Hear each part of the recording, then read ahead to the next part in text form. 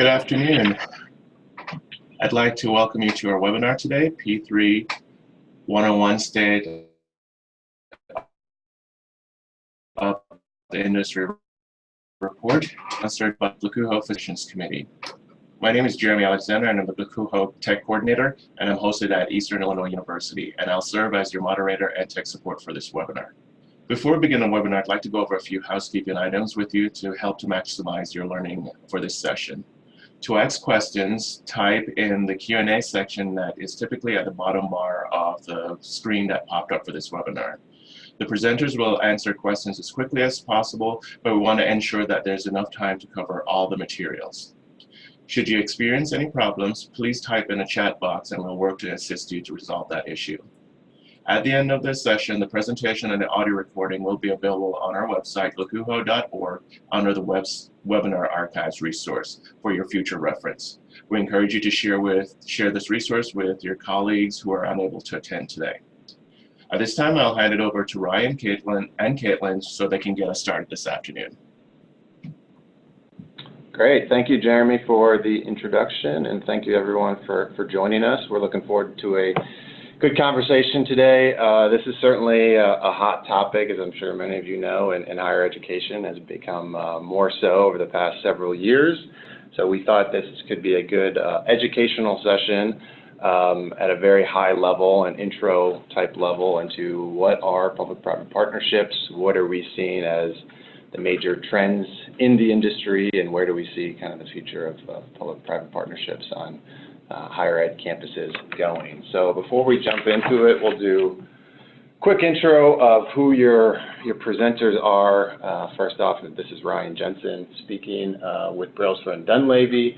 I've been with the firm close to 10 years. I lead our Chicago office, been involved in a variety of different P3s across the country on college campuses. And I'm Caitlin Hansen, also in the Chicago office of Brailsford and Dunlavey. Been with B&D for over 3 years, focusing exclusively on higher education with a pretty strong specialization in housing, and I've also worked pretty closely with Ryan on a good amount of P3 projects across the country. So our agenda for this session is really to start at, again, as I mentioned, a very high level. What is a P3? What is a public-private partnership? What does that mean? No doubt you've heard that term a lot in probably conferences and various meetings, but we want to kind of establish a common understanding of what that entails and why P3? Why have these become more and more prevalent? Why are you hearing more of these conversations likely occurring in the industry and on your campus? Possibly, and what's driving that, and then what are the types of options available, the general types of structures in the P3 space that are driving a lot of these deals that are being delivered across the country, and then where do we see the industry going? What is the future of this as it relates to higher education? So before we jump a little more into the content, for those who don't know our firm, Brailsford Dunlavey, we are a national planning development advisory firm. Caitlin and I focus exclusively on higher education institutions, a variety of different project types, not just student housing, but we've had, as we mentioned, considerable involvement in P3 deals. I think it's really important to point out here at the beginning is we are not developers, we are not investors, we are not owners.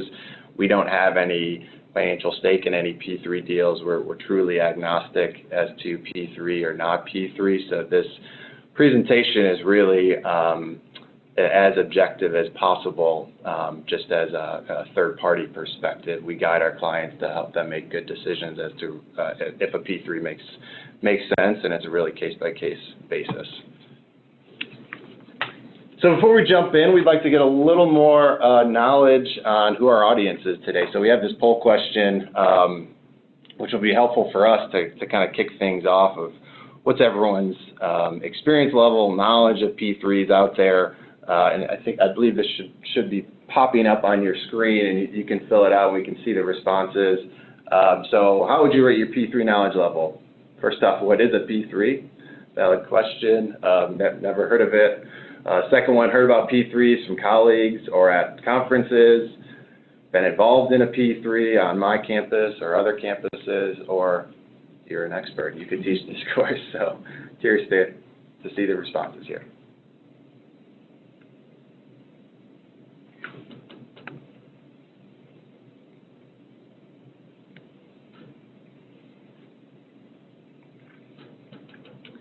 And it looks like we have some pretty good exposure with P3s in our audience today, with most of you guys saying you've either heard about P3s from colleagues or at conferences, and actually a third of you have been involved in a P3 yourself. So this should be hopefully a good dynamic conversation to give a little more information to those who have kind of cursory heard it, and then also, you know, maybe we can get some good comments from those of you that have engaged with it directly.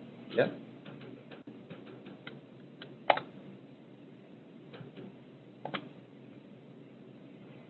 Okay, so we are going to start with just what is a public-private partnership. Obviously, that's the full term for the P3, and we hear this term a lot, but now we can kind of dig into literally what does it mean for your campus. So the P3, the public-private partnership, is not a new concept. It's been around, honestly, for decades throughout industries across asset classes and asset types, municipal, infrastructure, higher ed, environmental.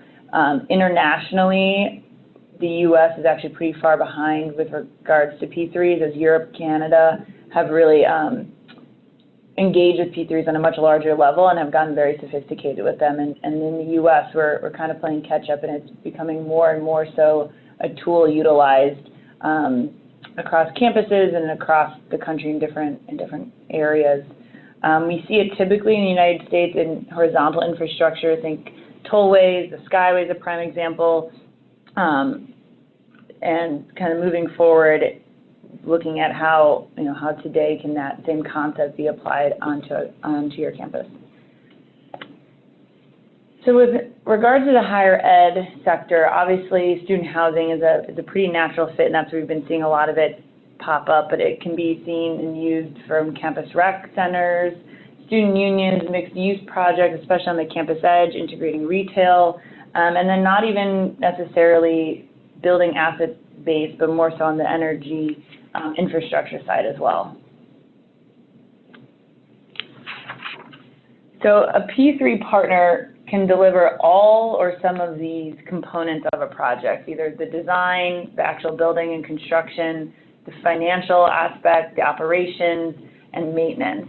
And a common acronym for this structure is DBFOM, as design, build, finance, operate, maintain. And again, it doesn't need to be all of these components to be a P3. Just even outsourcing one of these components is a way to utilize the public-private structure. And it doesn't need to necessarily result in a built physical facility. It could be operational and maintenance. Perfect example, common example in higher ed is food service contracts with third-party providers.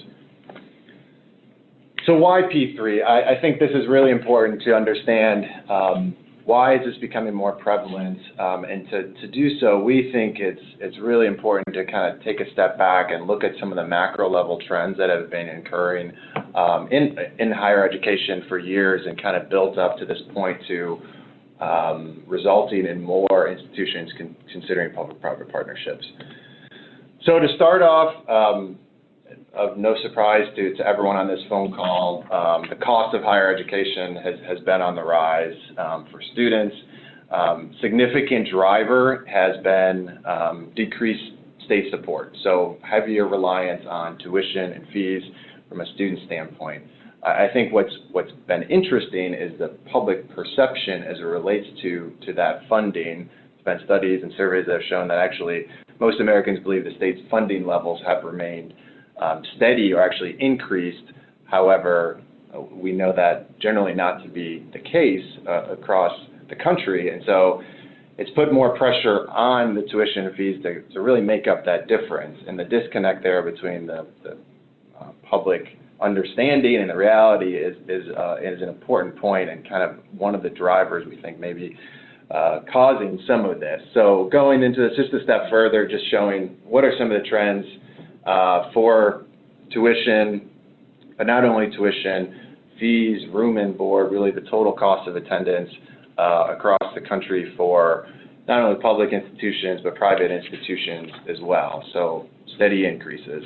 Now, back to the point about the public pressure and perception, this is where we've really kind of seen that shift somewhat, especially on a lot of larger state systems, public state systems, where there hasn't been the state or political support to continue on these trends, and a lot of pressures at the board level, political level, to hold tuition levels flat, even potentially decreasing in some cases, in order, again, to respond to some of these concerns for the cost of attending college for students.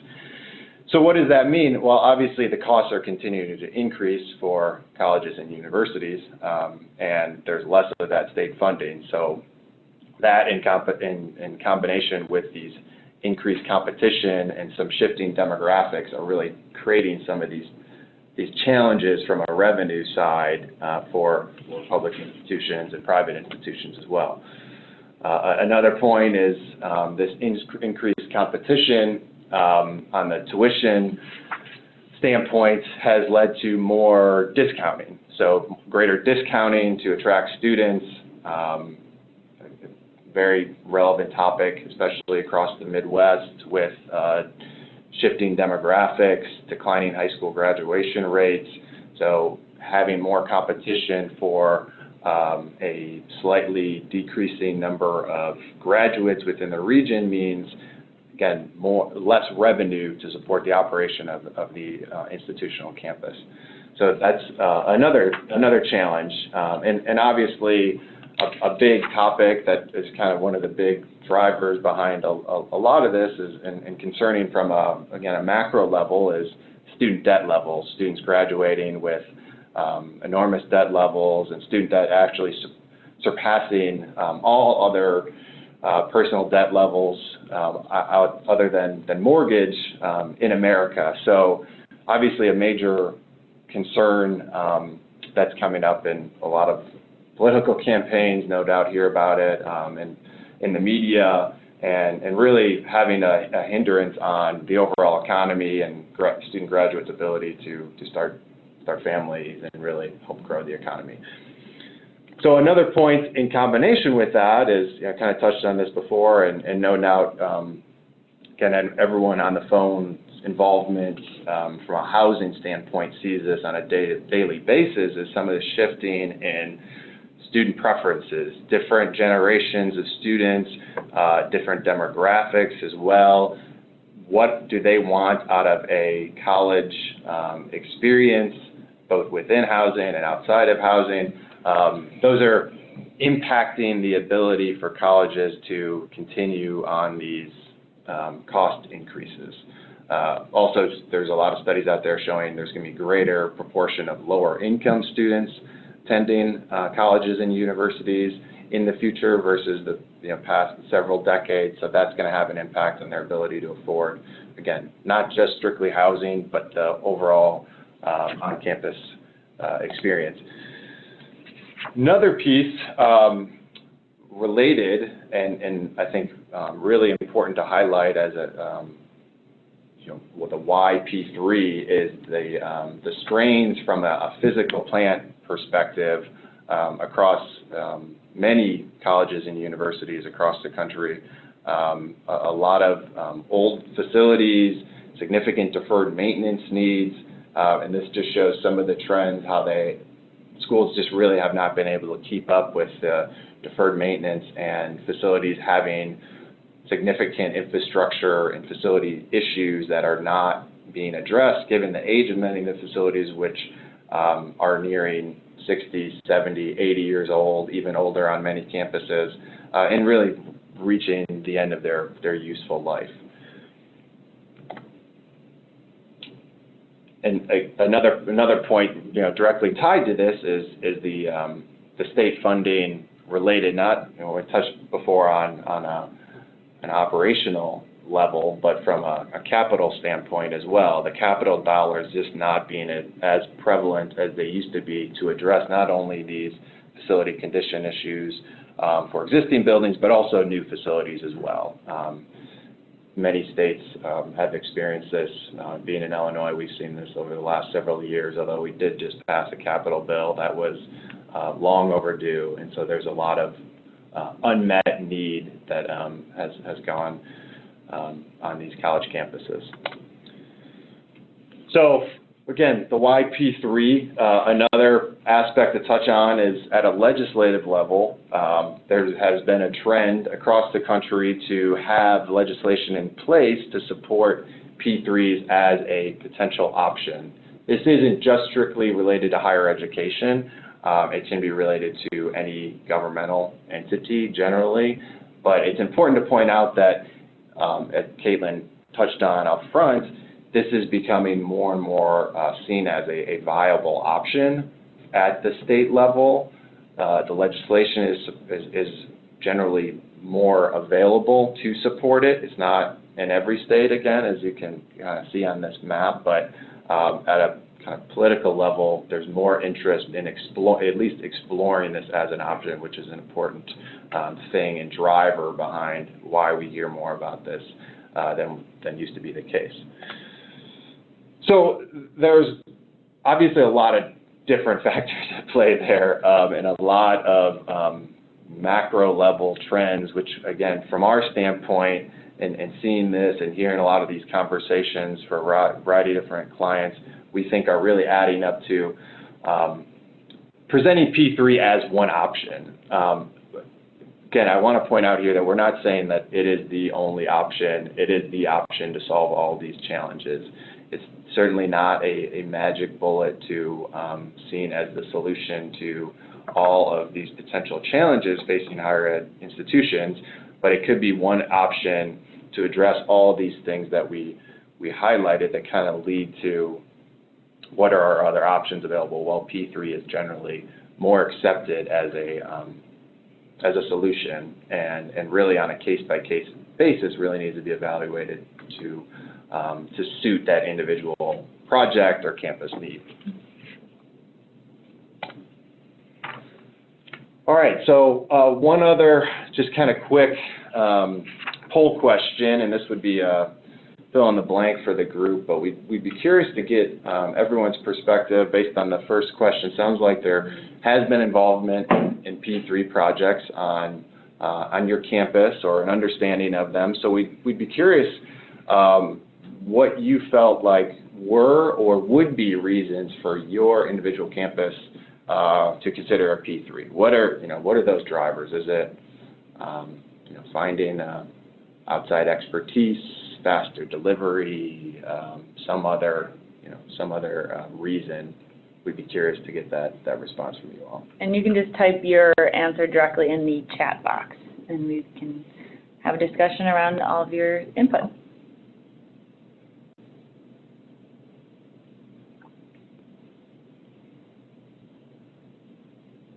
I'll give everyone 30 more seconds.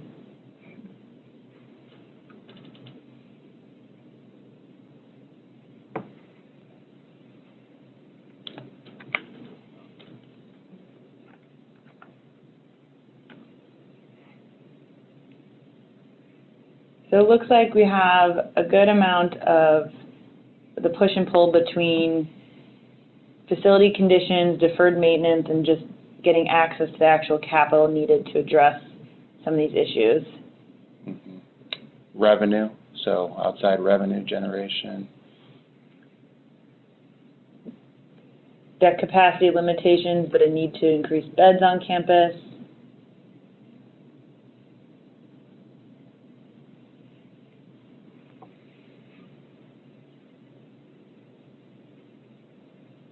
Again, another increasing bed capacity and having the financing available to do so.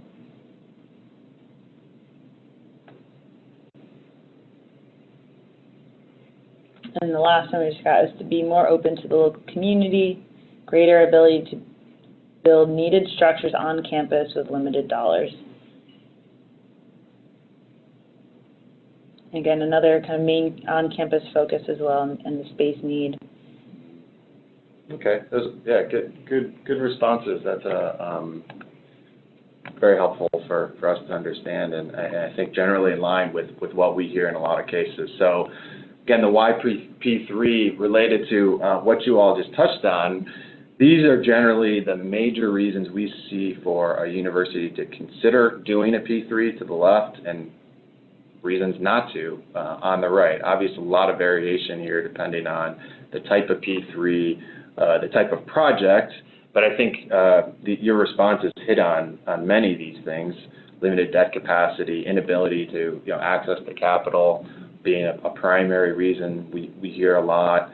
I think the faster delivery is one I'm not sure if anyone touched on, but we hear quite a lot as well. The ability for a private partner potentially to come in, do it faster than a university could themselves, given maybe some restrictions or procurement issues. And that really could have a pretty significant financial impact, especially when we're seeing construction cost escalation. So really time is money. The faster you can deliver a facility, especially in today's construction market, the better, because you have those savings. Other variety of other pieces here, of course, we're not going to go through all of them, but someone touched on financial return, viewing the P3 potentially as a way to generate additional revenue sources. Could be done for that, and there certainly are cases where that has occurred. So on the flip side, and we'll touch on this more when we go through a couple of case studies, reasons not to do a P3, again, a variety of them, and typically, the biggest one, or one of the biggest ones, is that the university's ability to borrow money is lower than the private sector. So cheaper cost of capital, meaning lower debt service levels, or not having to pay for a return on equity to a private partner, means that really coming down to having more affordable student rent, right, which is a huge driver, going back to our major points of just the trends across higher education.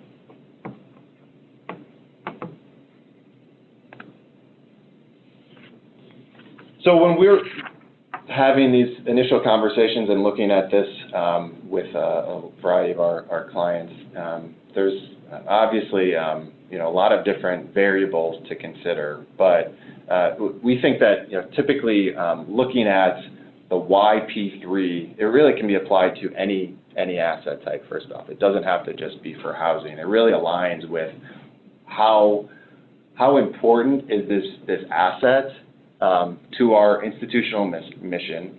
How much do we rely on this to deliver this, the value and the service to students? And then on the bottom, as you can see in this chart, what are our capabilities to deliver that? Do we have the internal capabilities? Do we feel like this is, again, core to our mission?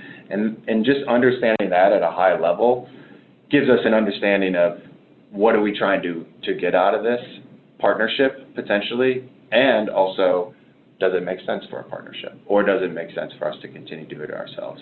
What's the priority within the asset? How do we prioritize all these different asset types and view the P3 at a kind of a high level today of what are we trying to achieve by it? So shifting gears a little bit, we're going to go into a couple case studies and examples of what are the types of P3s, general structures we see in the marketplace today.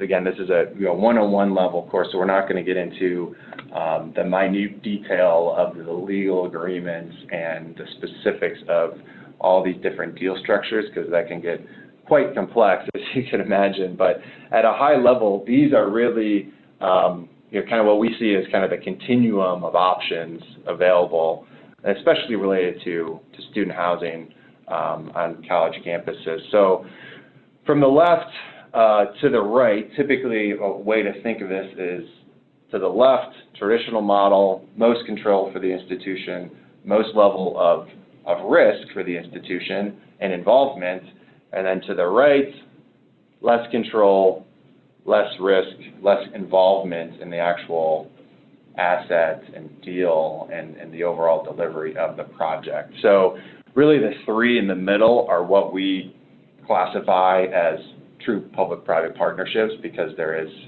more of that risk share and shifting of some of the responsibilities, either on the design, financing, operation, maintenance standpoint. So we'll go through all these and as a couple of examples to highlight kind of why institutions chose them. But just again, at a pretty high level, focusing on these P3 options, there's the 501c3 foundation model.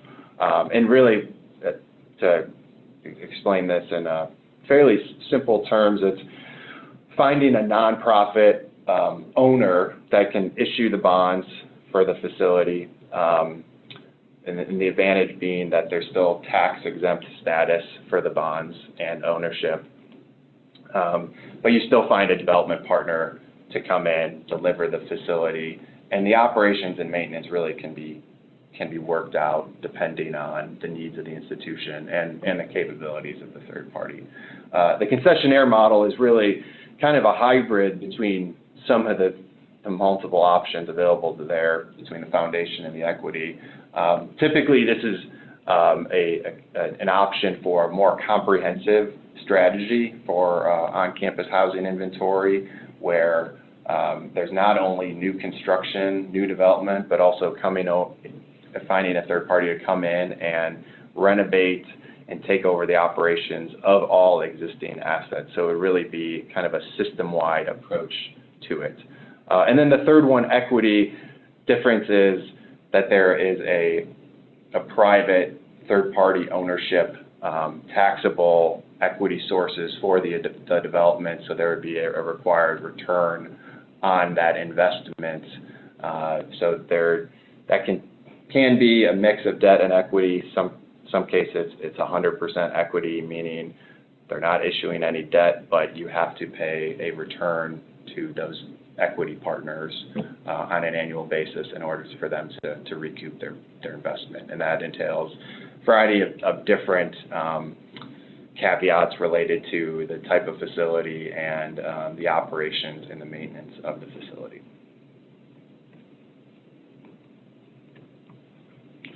So a couple of, again, high-level examples of case studies, as we call them, different projects on college campuses related to these different structures. So starting off with a project at Marquette University that opened fall 2018. Traditional model, so they financed it themselves, they delivered it internally. Why did they not go P3? This is still, the common way to deliver on-campus housing facilities across the country. We touched on some of these reasons and the reason to do or not to do a P3, but it was very true in this case. Lower cost of capital when it was analyzed, internal capabilities to deliver the project and also maintain and operate the facility, and really being important to the institutional mission of having high quality first and second year housing on their campus. So they felt like it's important enough for us to have the control over the asset and the say in how it is built and constructed and operated. And prioritize that amongst all the varying needs across campus. Mm-hmm.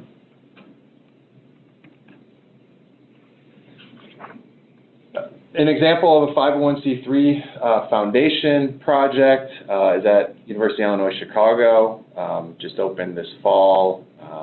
Not only housing, interestingly, but also a significant amount of academic space. Primary reasons, again, at a very high level of why P3 and why 501c3 foundation was really the desired solution here that was used to deliver this facility. I'd say a couple of the main reasons: speed to market, the ability to bring this facility on as fast as possible, and doing so through a P3 allowed the university to not go through typical procurement process, state approval process, which would have slowed down the project significantly. So this allowed really the institution to embark on a lot of its its goals across the institution to grow the on-campus residential population and improve the housing facilities much faster than would have been realized otherwise. There was also a major focus on preserving institutional debt capacity, which was another reason for finding a third party to take on the risk for arranging the financing. And then lastly, I'd just say access to industry development expertise, really having a high-quality firm come in to develop, and a high-quality design, architecture firm, and contracting firm that could come on and really manage the whole delivery of that asset was a key driver as well. Really, just that experience and the capabilities of the development partner and the entire development team. Wayne State University is an example of concessionaire.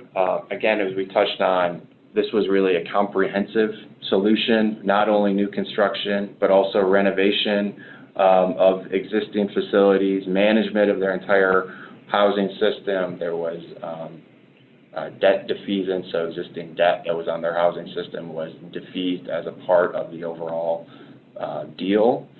So why did they pursue this? Again, they were looking not only for new construction, but also they knew there were significant renovation needs that needed to be accomplished, so just building new wasn't going to accomplish that on its own. There was concerns about credit impact for the institution, maintaining a credit rating that was at a high level and not having delivery of new on-campus housing diminish that, which would increase their borrowing costs in the future, and existing debt obligations. So again, they had existing debt and they were hoping to reduce that as a part of the deal.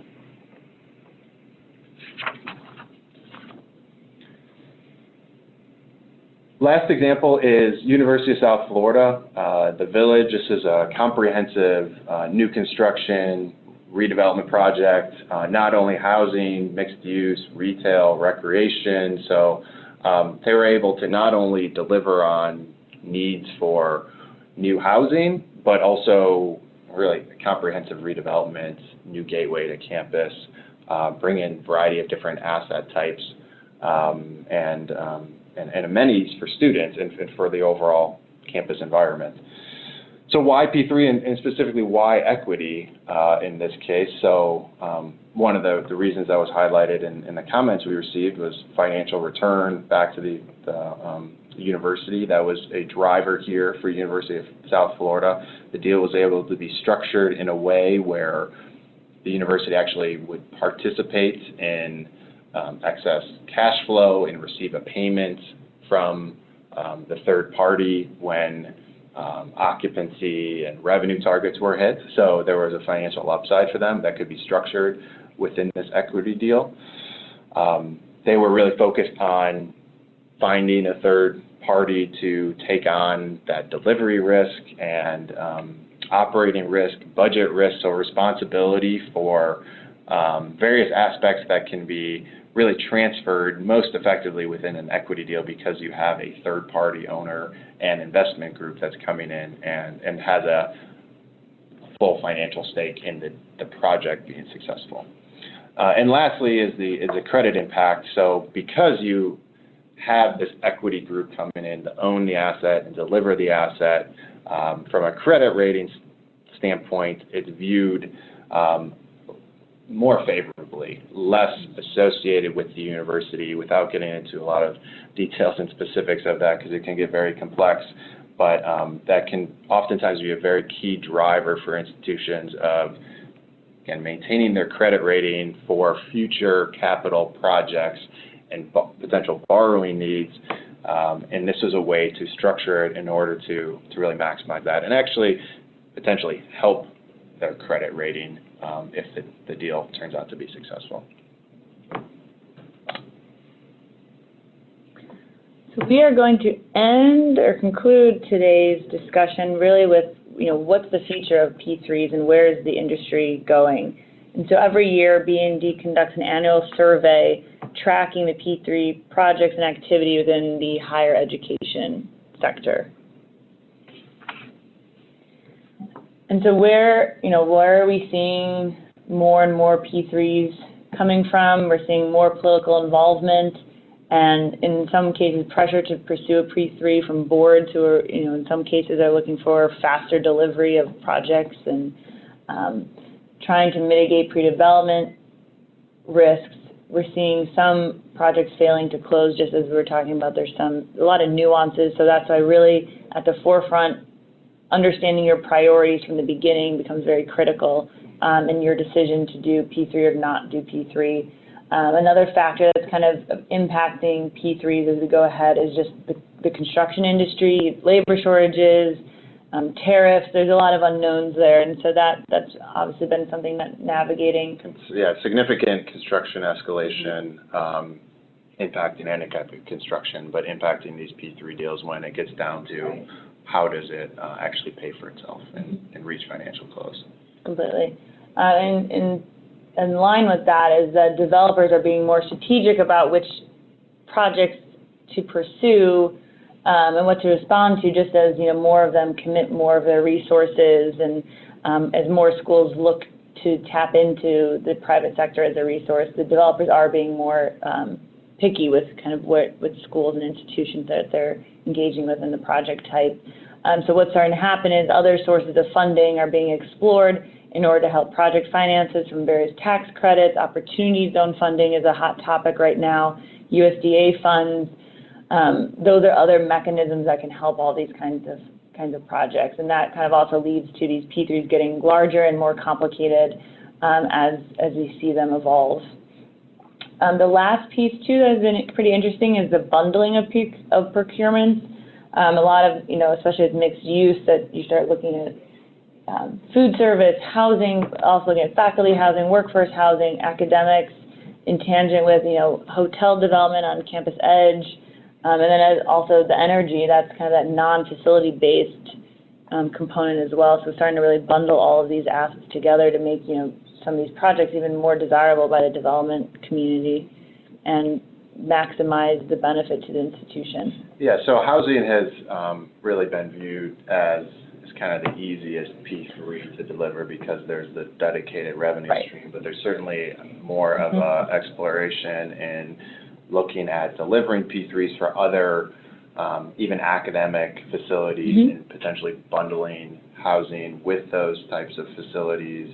I highlighted the example at UIC. That's one example of being able to deliver not only housing but academics, and many campuses are looking at this from a very broad level of how else can we meet our facility needs, deferred maintenance needs through P3s and really stretching it beyond your typical auxiliary facilities. So looking at kind of what's the temperature on campuses with regards to outsourcing, which is essentially what the P3 structure is. I know overwhelming majority of college leaders are saying their campuses are increasing partnerships with private firms, again, even beyond housing, as we were just mentioning. Just over half say they're interested in turning to P3s to develop campus facilities and infrastructure. 42% of college leaders see an opportunity to outsource online program expansion. So that's another example of a non-kind of facility-based opportunity with respect to outsourcing.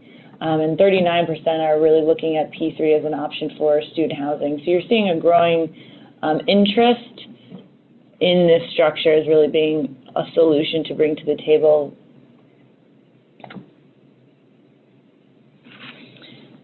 So with regards to higher education pipeline, B&D survey looking at showing 95 potential projects currently in the pipeline, which is worth almost $8 billion in new P3s over the next few years. It's substantial capital.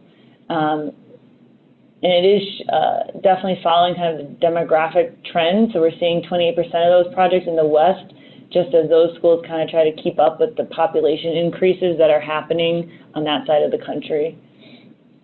But yeah, no question, there's continued prevalence in exploring this, and a lot of growth in schools issuing RFPs, trying to find the right development partners in order to to deliver on these projects.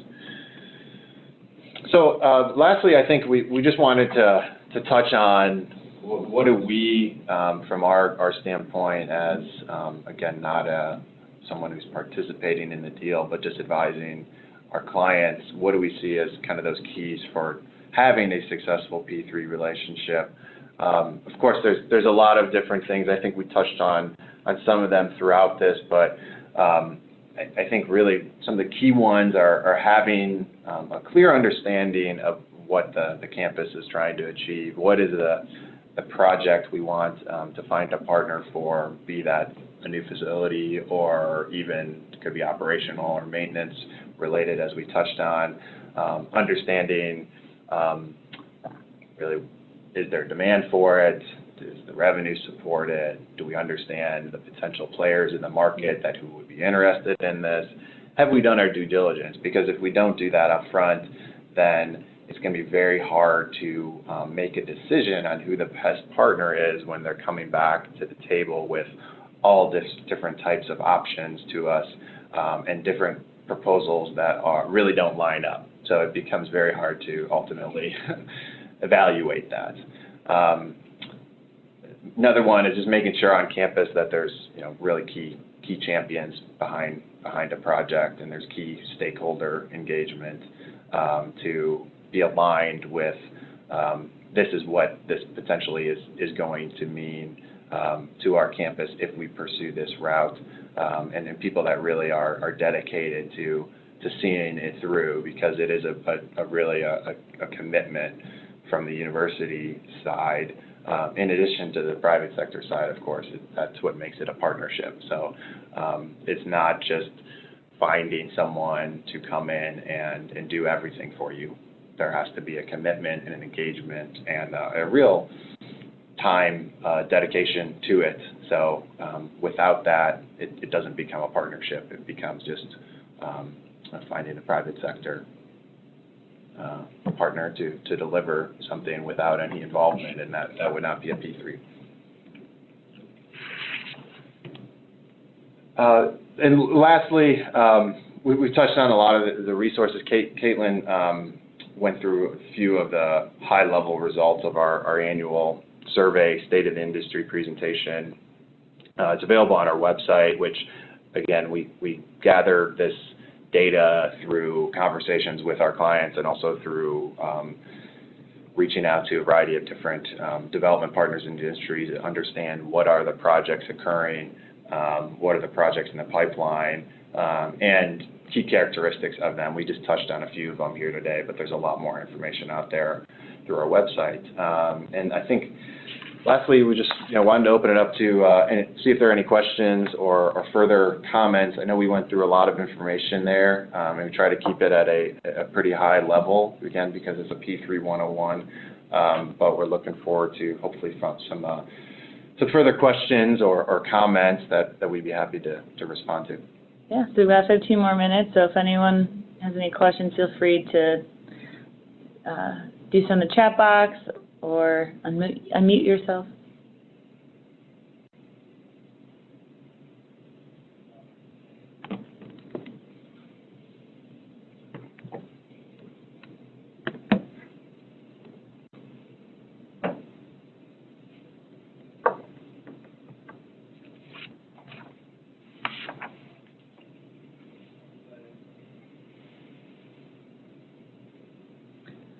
So it looks like we have one question so far that came in. Are there resources for best examples of MOUs established with P3s? I would say we have examples. Certainly, MOU can cover a lot of different aspects of a P3, so you probably just need a little more understanding of the specifics of what that would entail, the MOU. But certainly, we probably have some that could be provided. It's a little hard to know exactly what that would cover. Feel free to email us and we can kind of get more information on that.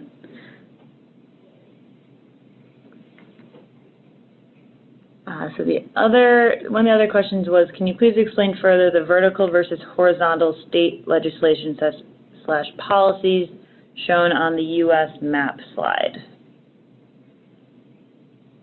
Yeah, that's a good question. It's very, as you can imagine, it's very state to state, quite a bit. Some are pretty loose as it relates to that, not specifying if it's horizontal or vertical development, but yeah, that kind of just depends on what state you're actually looking at. I think generally the legislation is more in relation to being able to have for example, a long-term ground lease with a private entity as a governmental entity. So it doesn't always stipulate if it's infrastructure project or a new construction of a housing facility, for example. Right. It's a good question. That's probably a whole separate conversation. we could go through those and talk further about that. We also have, can you share what values you look for when developing P3s, either between developers and universities? How do you address those values in the partnerships? I think really, sure. You can't see us, we're debating who's going to answer this one. I'll take it. Really, when you're looking at the values when developing a P3 structure, I think one of the most critical components that's hard to evaluate on, a metric is really getting a sense of who do you want to be your actual partner and who do you want to really get in the trenches with. I think, when we help a client through an RFP process and making the decision on who to go with, a lot of it has to do with just the read they get on the group and does their kind of value and their approach align well with the university's outlook and approach as well. And because at the end of the day, you're going to be getting into really nuanced conversations with them, coming up with solutions and mitigating challenges. So that's one of the big values is who is picking a real actual partner to really get into it with. I think also kind of looking at what their motivations are and having upfront conversations from the onset of, what's the developer really looking to gain from this partnership as well, and making sure it's, again, aligned with the institution.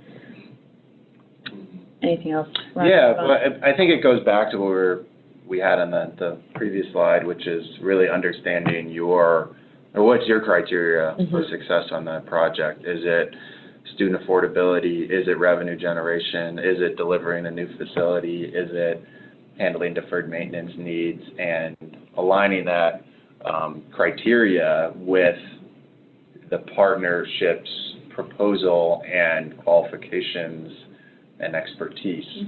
So the value can come down to a lot of different avenues, and it really kind of depends on what you're looking for, and being able to have those goals really well articulated, so then a partner can say, this is what I would do to achieve X, versus if you wanted to achieve this, we would do this.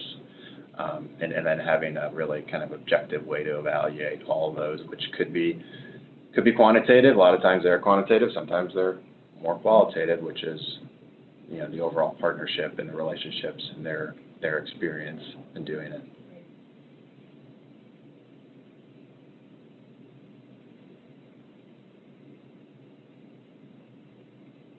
You're welcome.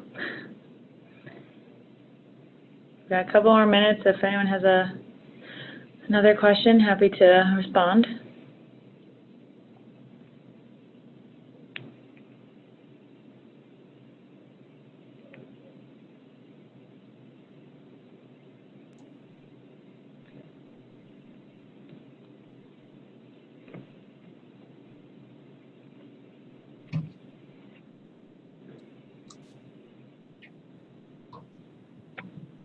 That looks like all the questions. Oh, no, we got one more. Hold on.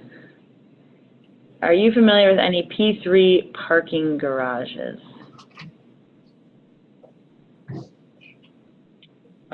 That's certainly one of the asset types we had highlighted earlier. We're familiar with that as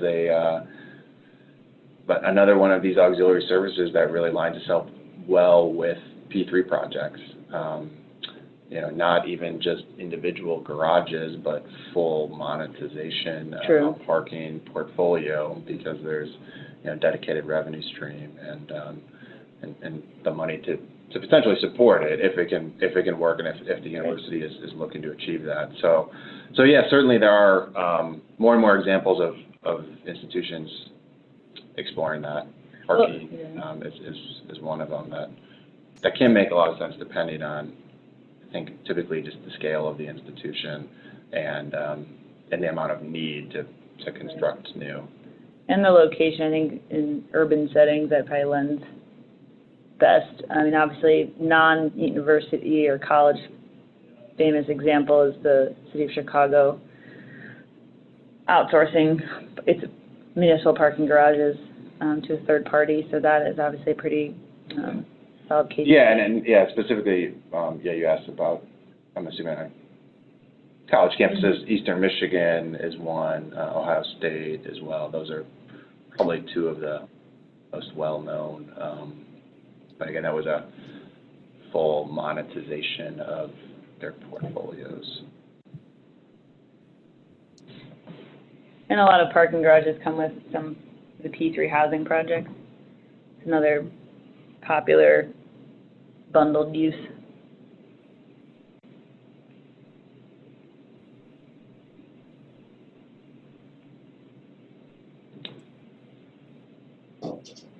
Well, I don't see any more questions, so again, we'd just like to thank everyone for joining today. Hopefully this was a valuable educational session. Obviously, we'll pass along the slides, and if there are specific questions that pop up, feel free to email us.